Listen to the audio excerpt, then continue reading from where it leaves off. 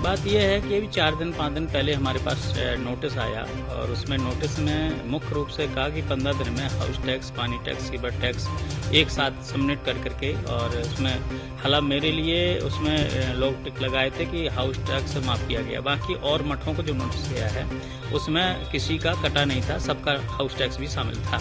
उसमें दिया गया था कि 15 दिन के अंदर अगर आप जमा नहीं करते हैं तो हम इसको कुर्की कर देंगे। तो जब ऐसा मैंने उस नोटिस को देखा तो फिर मैंने संतों की बैठक बुलाई और जब संतों को बैठक बुलाई तो पता चला कि सभी संतों के पास धीरे धीरे नोटिस आ रही है और जिसमें हाउस टैक्स भी सम्मिलित है। हमारा तो मान लो हाउस टैक्स नहीं था लेकिन उसमें हाउस टैक्स भी सम्मिलित था।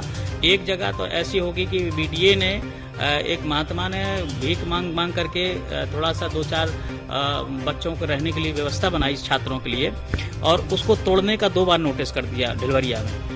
तो वो भी महात्मा सभा उन्होंने भी अपनी बात कही।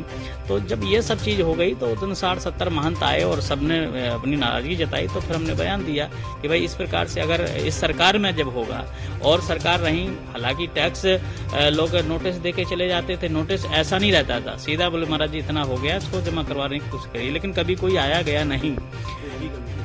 हाँ, कुर्की का नोटिस पहली बार आया। तो फिर जब ये बात हुई तो मैंने बात की और यहाँ के अधिकारियों से भी बात भई, प्रचारक जी से बात भई। तो फिर उन्होंने बयान दिया कि नहीं, हाउस टैक्स पूरा मठ मंदिरों का माफ़ कर दिया गया। हम ये कहते हैं कि एक तरफ आप कहते हो कि हम वाटर कूलर लगा रहे हैं, प्या रहे हैं, प्याऊ लगा रहे हैं, पानी पिला रहे हैं और एक तरफ आप पानी मठ मंदिरों से वसूल रहे।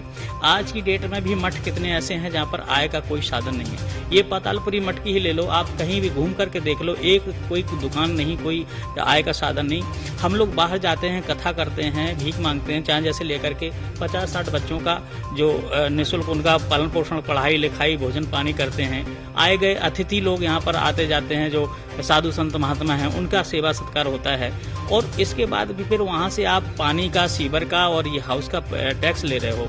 एक तरफ आप देख रहे हो कि 75 रुपया में लाइट दी जा रही है बुनकरों को, जो कि वो अपना ही परिवार पाल रहे हैं। कौन सा जनसेवा कर रहे हैं? एक मठ मंदिर जहाँ जनसेवा हो रही है, आए गए लोगों का सेवा हो रही है, वहाँ पर 4-4, 5-5 हज़ार का बिल आ जा रहा है। एक तरफ मदरसों में आपको राशन दिया जा रहा है, एक तरफ मठ मंदिरों से कर वसूल हो जा रहा है। ये कैसी दोहरी नीति होती है? ये कौन सी कानून लागू हो रही? हम लोग जो है सोचते हैं कि चलो एक धार्मिक सरकार आई है, अच्छी सरकार आई है, और इसके बाद भी जब नोटिस कुर्की का आदेश होने लग रहा है इसे, ये तो औरंगजेब के समय पे कुर्की का नोटिस नहीं आया था, जरिया कर लगाया जाता था, लेकिन इस प्रकार का कुर्की का नोटिस वो चीज नगर निगम ने यहाँ पर किया है।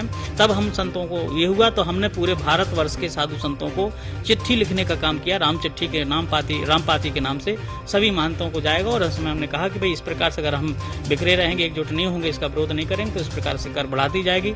हाँ भाई, जहाँ पर वैसा बिजनेस टाइप का चल रहा हो, कोई व्यवसायिक मामला हो, तो सरकार उसका सर्वे करा ले, सर्वे करा करके जो उचित हो उस पर करे, हमको उसको कोई नहीं। लेकिन जिस मठों में आज भी संत महात्मा बेचारे गांव देहातों से चावल गेहूं मांग करके ले आते हैं और मठ मंदिरों को चलाते हैं, वहाँ तो थोड़ा ध्यान रखना चाहिए, इसका सर्वे करा करके। और पानी टैक्स, सीवर टैक्स सब माफ होना चाहिए। केवल ये हाउस टैक्स माफ होने से काम नहीं चलेगा। वहाँ कहाँ से भरेंगे महात्मा, कहाँ से ले आएंगे? बेचारे भजन करते हैं, जाते हैं गाँव देहातों से भीख मांग के ले आते, कोई वहाँ पर बिजनेस नहीं है, कोई दुकान नहीं है, कोई उनका वो स्रोत नहीं आएगा। तो ऐसी चीज़ों में सरकारों को ध्यान रखना चाहिए। हम लोग भजन करते हैं, पूजन पाठ करते हैं, परमार्थ करते हैं, आए गए अतिथियों की सेवा करते हैं। कितने लोगों को पत्र लिखना जारी है, कहाँ? पूरे भारत के संतों को जहाँ जहाँ लिस्ट हम धीरे धीरे सब मंगा रहे हैं। लगभग 20,000 पत्र लिखने की हम कोशिश कर रहे हैं कि 20,000 पत्र लगभग सब जगह भेजे जाएंगे। नहीं मानते हैं, अभी तो चर्चा चल रही, बातचीत बढ़ रही आगे। अगर नहीं मानते तो हम लोग बैठ के आमरण अनशन करेंगे, कानून को हाथ में नहीं लेंगे।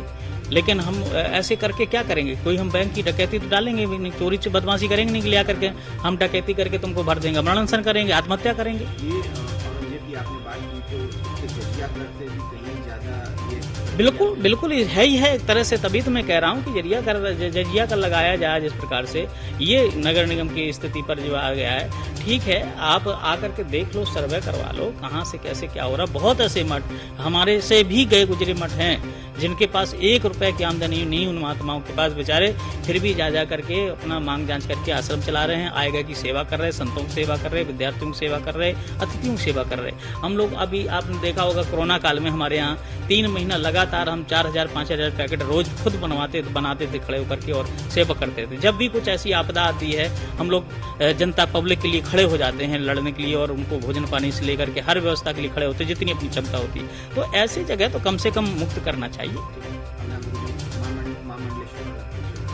मैं जगत गुरु बालक देवाचार्य।